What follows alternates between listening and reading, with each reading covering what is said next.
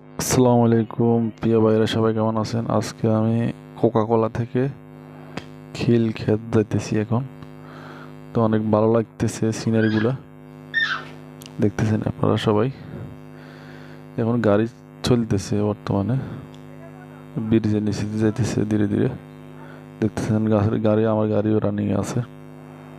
তো একটা কাজে আসলাম, অফিসিয়াল একটা কাজে ঢাকা শহরে আসলাম।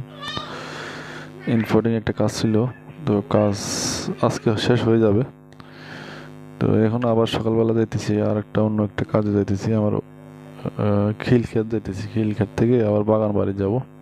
এখানে ব্রিজের উপর দিয়ে উঠে যাইতেছি, দেখছেন অনেক সুন্দর লাগতেছে। এখানের ভিডিওটা আপনাদের মাঝে উপস্থাপন করলাম। অনেক ফুল গাছ টাছ অনেক কিছুই তো লাগানো হয়েছে রোডের ভিতরে, অনেক সৌন্দর্য করছে, শহরটাকে অনেক সাজিয়ে ফেলেছে, দেখতেছেন। ব্রিজ থেকে নেমে এখন চলতেছে গাড়ি আমার, সিধা চলে যেতেছে খিলক্ষেত, দেখতেছেন। অনেক সুন্দর লাগতেছে দেশে আসার পরে। বিদেশ থেকে আমাদের দেশ অনেক সুন্দর।